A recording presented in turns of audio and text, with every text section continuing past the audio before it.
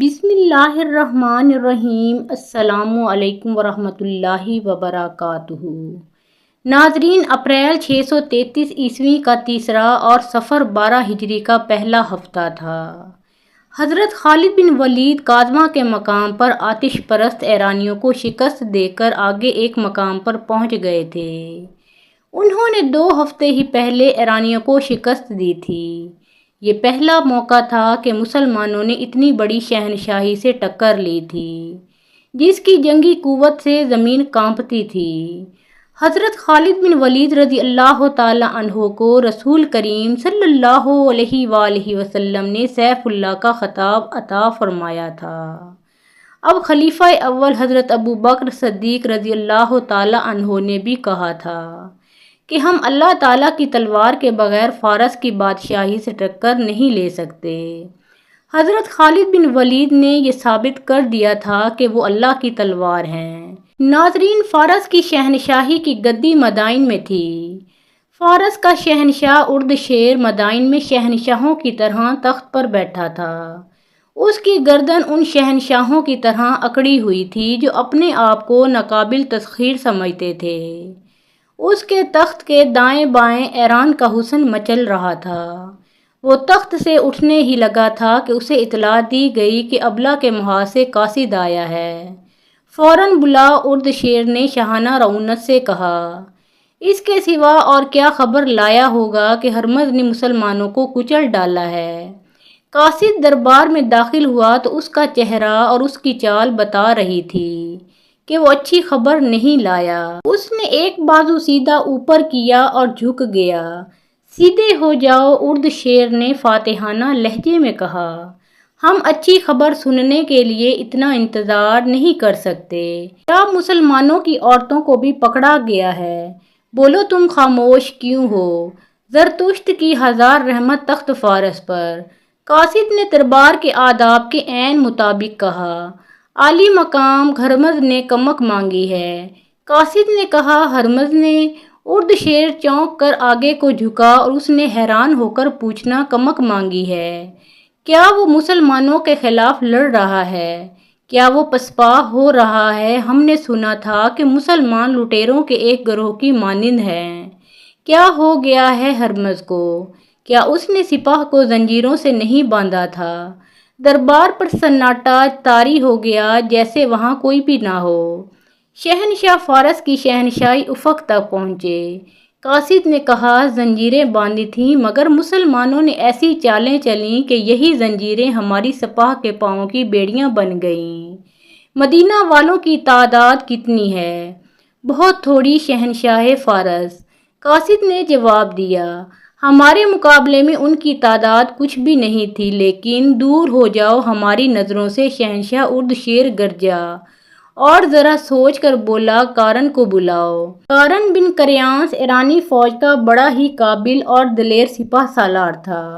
وہ بھی ہرمز کی طرح 1,00,000 درہم کا آدمی تھا اور ہرمز کی ٹوپی کی طرح ٹوپی پہنتا تھا۔ اطلاع ملتے ہی دوڑ آیا۔ کارن اردشیر نے کہا، کیا تم اس خبر کو سچ مان سکتے ہو کہ ہرمز نے مسلمانوں کے خلاف لڑتے ہوئے کمک مانگی ہے؟ وہ مسلمان اتنی جرأت نہیں کر سکتے۔ کارن نے کہا، میدان جنگ میں ذرا سی غلطی پانسا پلٹ دیا کرتی ہے۔ اگر ہرمز نے کمک مانگی ہے تو اس کا مطلب یہ ہے کہ اسے کمک کی ضرورت ہے اور اس سے کوئی غلطی سرزد ہو گئی ہے۔ میں نے تمہیں اسی لیے بلایا ہے کہ تم ہرمز کی مدد کو پہنچو۔ اردشیر نے کہا، تم ایسا لشکر تیار کرو جسے دیکھتے ہی مسلمان سوچ میں پڑ جائیں کہ لڑیں یا مدینہ کو بھاگ جائیں۔ ایرانیوں کا سالار کارن بن کریانس تازہ لشکر لے کر ابلا کی طرف روانہ ہو گیا۔ وہ پوری امید لے کر جا رہا تھا کہ مسلمانوں کو تباہ و برباد کر کے لوٹے گا۔ جب وہ دریائے معقل کے پار گیا تو اسے ہرمز کے لشکر کی ٹولیاں آتی دکھائی دیں۔ سپاہی بڑی بری حالت میں تھے، تم پر زرتشت کی لعنت ہو۔ کارن نے پہلی ٹولی کو روک کر اور ان کی حالت دیکھ کر کہا، کیا تم مسلمانوں کے ڈر سے بھاگے آ رہے ہو؟ سپہ سالار ہرمز مارا گیا ہے، ٹولی میں سے ایک سپاہی نے کہا۔ دونوں پہلوؤں کے سالار قباد اور انوشجان بھی بھاگے آئے ہیں۔ وہ شاید پیچھے آ رہے ہوں۔ کارن ہرمز کی موت کی خبر سن کر سن ہو کر رہ گیا۔ اس نے یہ پوچھنے کی بھی جرت نہ کی کہ ہرمز کس طرح سے مارا گیا ہے۔ کارن کا سر جھک گیا۔ اس نے جب سر اٹھایا تو دیکھا کہ فارس کے فوجیوں کی قطاریں چلی آ رہی تھیں۔ اپنے تازہ دم لشکر کو دیکھ کر بھاگتے ہوئے یہ فوجی وہیں رکنے لگے۔ اتنے میں ہرمز کی فوج کے دوسرے سالار قباد اور انوشجان بھی آ پہنچے۔ ہمارے پاس باتوں کا وقت نہیں، قباد نے کہا، مسلمان ہمارے تعاقب میں آ رہے ہیں۔ ناظرین، ان کے تعاقب میں مثنیٰ بن حارثہ 2000 نفری کی فوج کے ساتھ آ رہا تھا۔ اسی کی ترغیب پر امیر المومنین حضرت ابو بکر صدیق رضی اللہ تعالی عنہ نے خالد بن ولید رضی اللہ تعالی عنہ کو بلا کر ایرانیوں کے خلاف بھیجا تھا۔ جنگ سلاسل ختم ہو گئی اور ایرانی بھاگ اٹھے تو حضرت خالد بن ولید رضی اللہ تعالی عنہ نے مثنیٰ بن حارثہ کو بلایا۔ ابن حارثہ حضرت خالد نے کہا، اگر یہ بھاگتے ہوئے فارسی زندہ چلے جائیں تو کیا تم اپنی فتح کو مکمل سمجھو گے؟ خدا کی قسم، ولید کے بیٹے مثنیٰ بن حارثہ نے پرجوش لہجے میں کہا، مجھے صرف حکم کی ضرورت ہے، یہ میرا شکار ہے۔ تو جاؤ۔ حضرت خالد بن ولید رضی اللہ تعالی عنہ نے کہا، 2000 سوار اپنے ساتھ لو اور زیادہ سے زیادہ ایرانیوں کو پکڑ لاؤ اور جو مقابلہ کرے اسے قتل کر دو۔ میں جانتا ہوں میرے جان باز تھک گئے ہیں، لیکن میں شہنشاہ فارس کو یقین دلانا چاہتا ہوں کہ ہم زمین کے دوسرے سرے تک ان کا تعاقب کریں گے۔ مثنیٰ بن حارثہ رضی اللہ تعالی عنہ نے 2000 سوار لیے اور بھاگتے ہوئے ایرانیوں کے پیچھے چلا گیا۔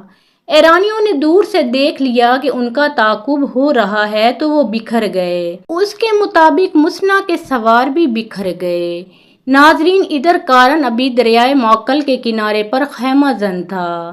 اس نے وہاں اتنے دن اس لیے قیام کیا تھا کہ ہرمز کی فوج کے بھاگے ہوئے کماندار اور سپاہی ابھی تک چلے آ رہے تھے۔ کارن انہیں اپنے لشکر میں شامل کرتا جا رہا تھا۔ ہرمز کے دونوں سالار قباد اور انوشجان اس کے ساتھ ہی تھے۔ وہ اپنی شکست کا انتقام لینے کا عہد کیے ہوئے تھے۔ ان کے کہنے پر کارن پیش قدمی میں محتاط ہو گیا تھا۔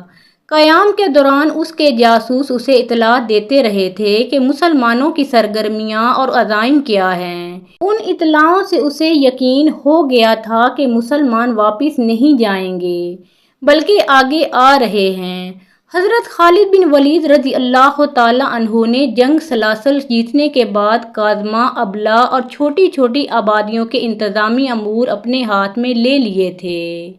جب وہ ان آبادیوں میں گیا تو وہاں کے مسلمانوں نے چلا چلا کر خالد زندہ باد، اسلام زندہ باد، خلافت مدینہ زندہ باد کے نعرے لگائے۔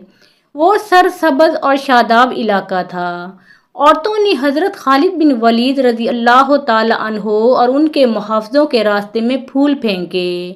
نظم و نسق کے لیے اپنے کچھ آدمی کاظمہ میں چھوڑ کر حضرت خالد بن ولید رضی اللہ تعالی عنہ آگے بڑھ گئے۔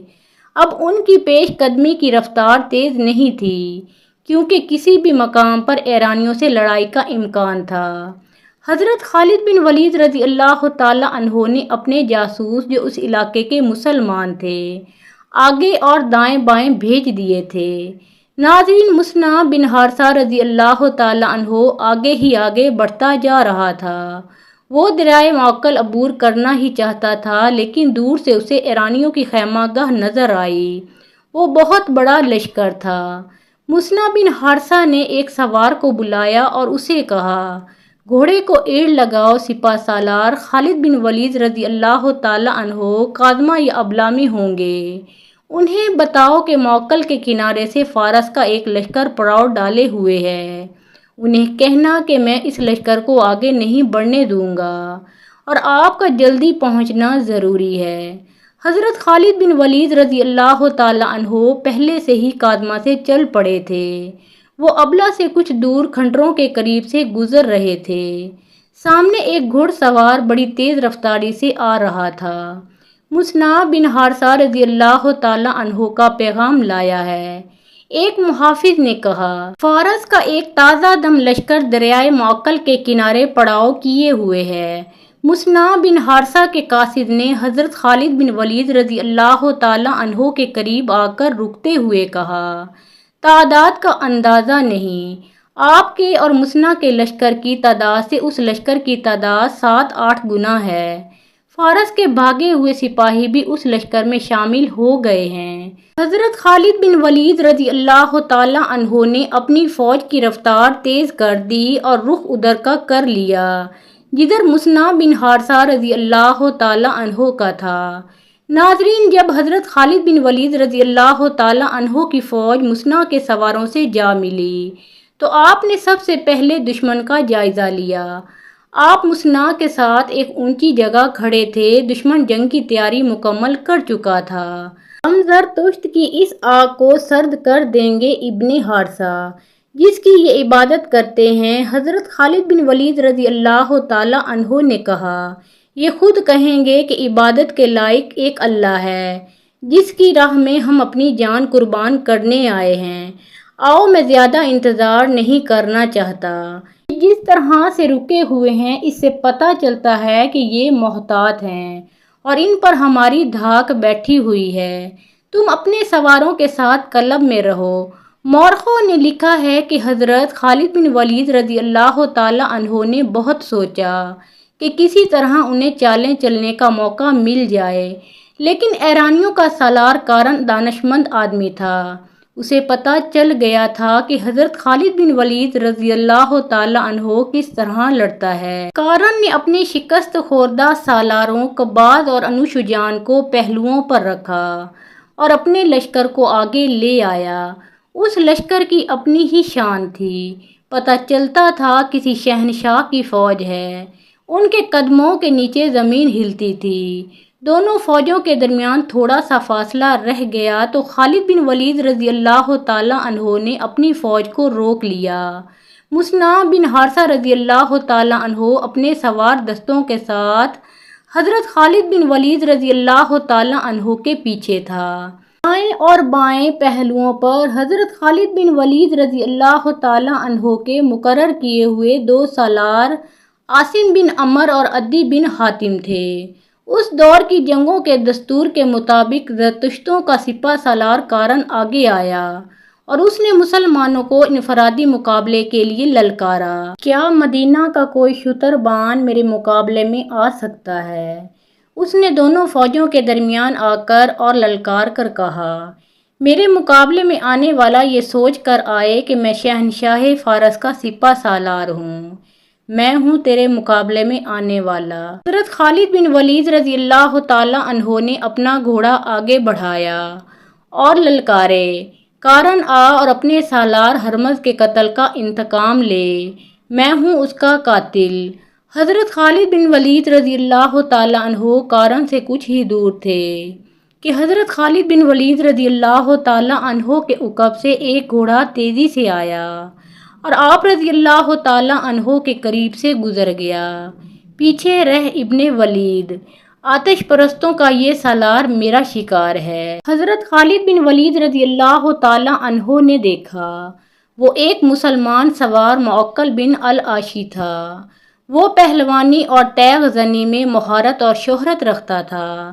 یہ ڈسپلن کے خلاف تھا کہ کوئی سپاہی یا سوار اپنے سالار پر برتری حاصل کرنے کی کوشش کرے، لیکن وہ وقت ایسا تھا کہ بندہ و صاحب اور محتاج و غنی ایک ہو گئے تھے۔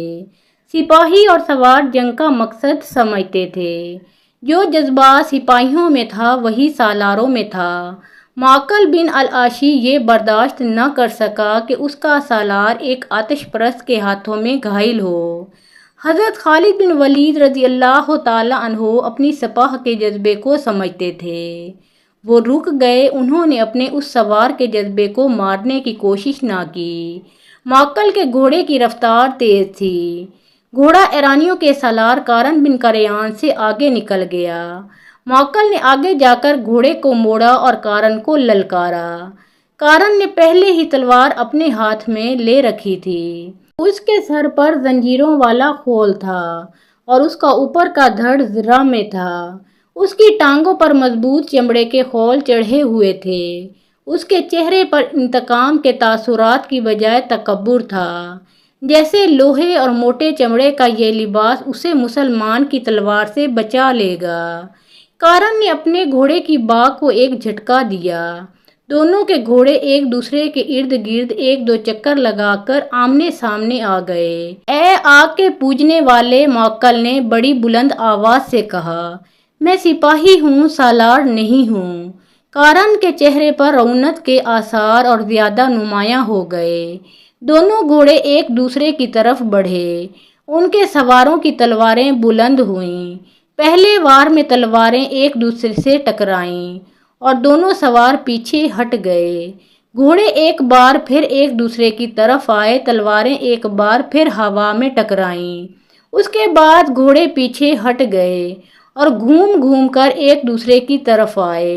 دونوں سوار ایک دوسرے پر وار کرتے رہے۔ آخری بار کارن نے تلوار بلند کی۔ موکل نے وہ وار روکنے کی بجائے اس کی بغل کو ننگا دیکھا تو برچھی کی طرح اس کی بغل میں اتنی زور سے تلوار ماری کہ تلوار کارن کے جسم میں دور تک اتر گئی۔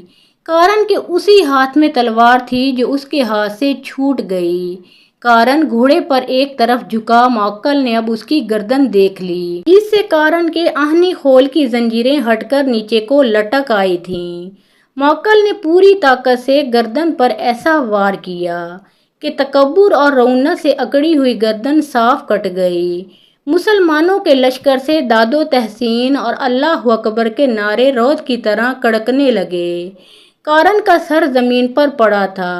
اس کے زنجیروں والے خول کے نیچے اس کی حیثیت کے مطابق 1,00,000 درہم کے ہیروں والی ٹوپی تھی۔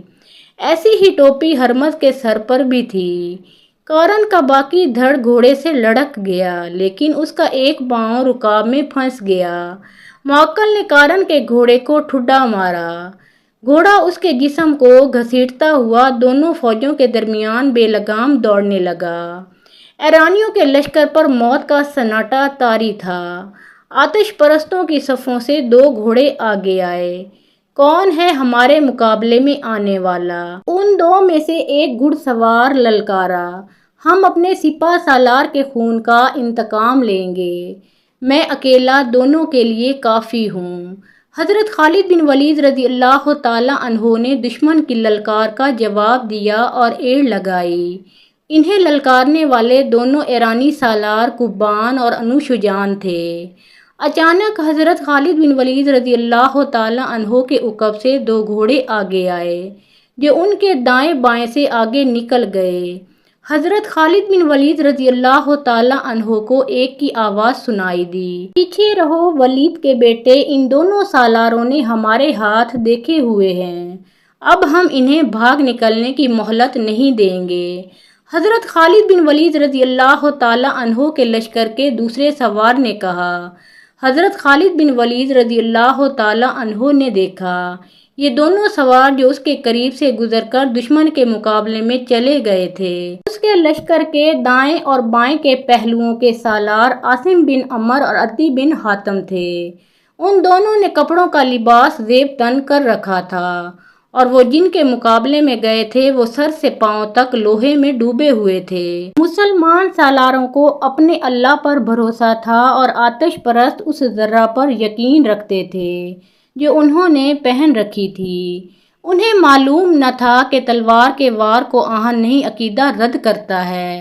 دونوں طرف تجربہ کار سالار تھے جو تیغ زنی کی مہارت رکھتے تھے۔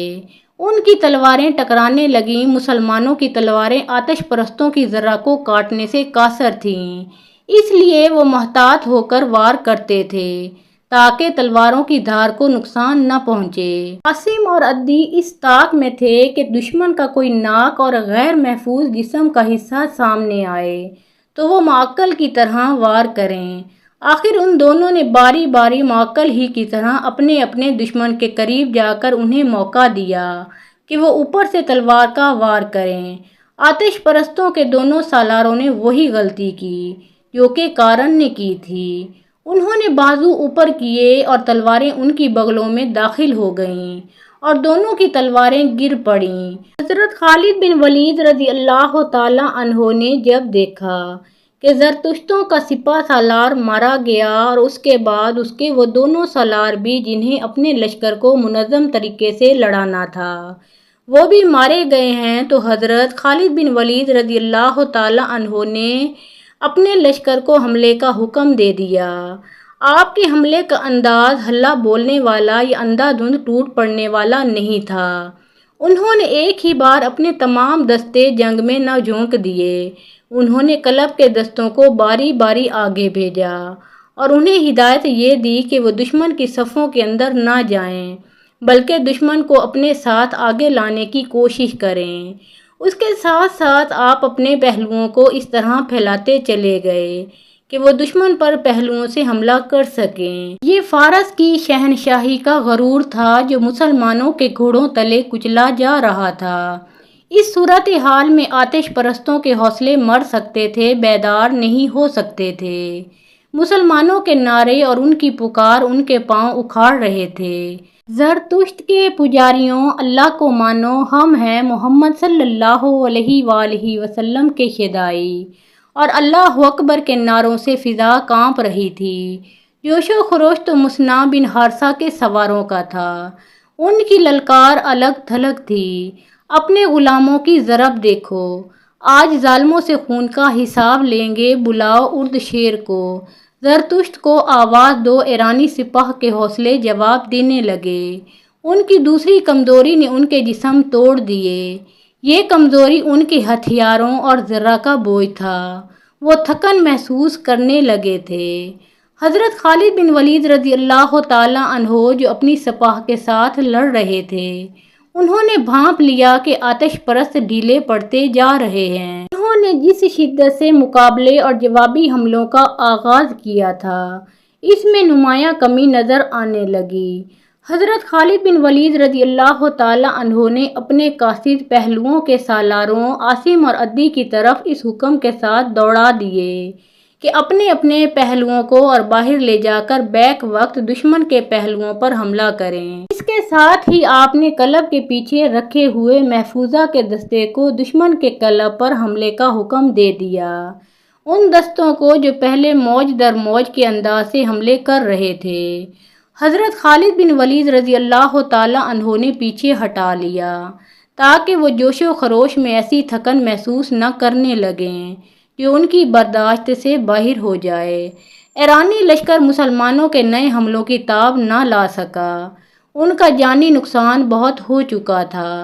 اب وہ بکھرنے لگے تو مسلمانوں نے دیکھا کہ پیچھے جو ایرانی سپاہی تھے وہ دریا کی طرف بھاگے جا رہے تھے۔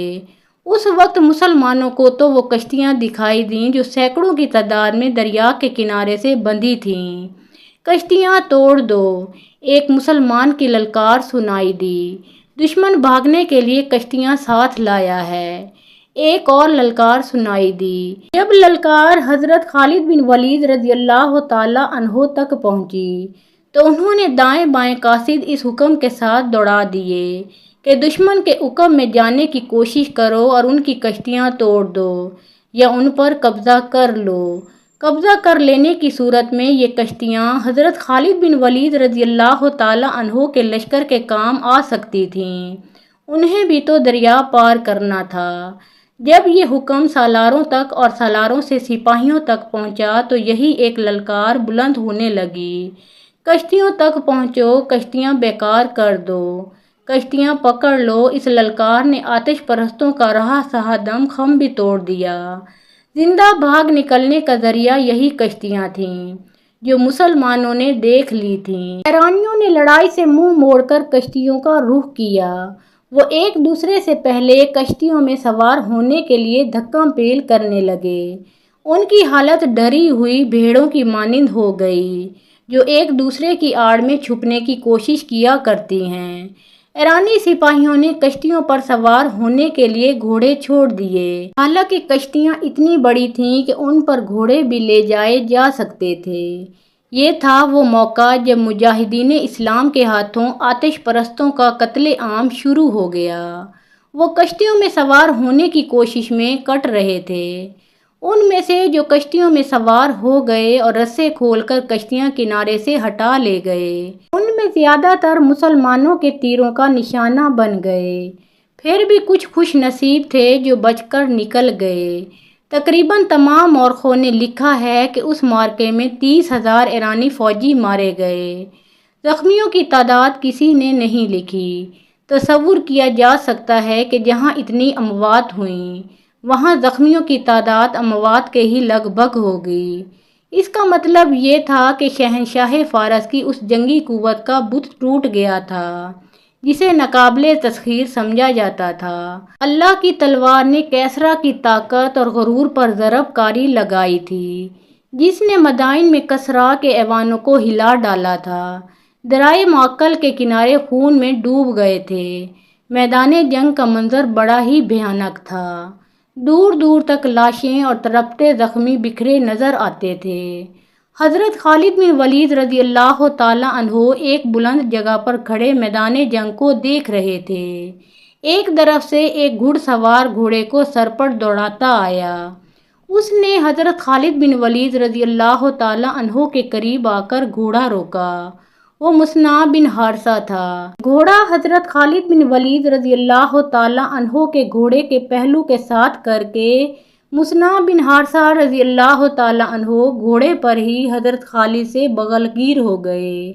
ابن ولید مصنع نے جذبات سے لرزتی ہوئی آواز میں کہا، میں نے آج مظلوم مسلمانوں کے خون کا انتقام لے لیا ہے۔ ابھی نہیں ابن حارثہ، حضرت خالد بن ولید رضی اللہ تعالیٰ عنہ نے بڑے سنجیدہ لہجے میں کہا، ابھی تو ابتدا ہے، ہمارے لیے اصل خطرہ اب شروع ہوا ہے۔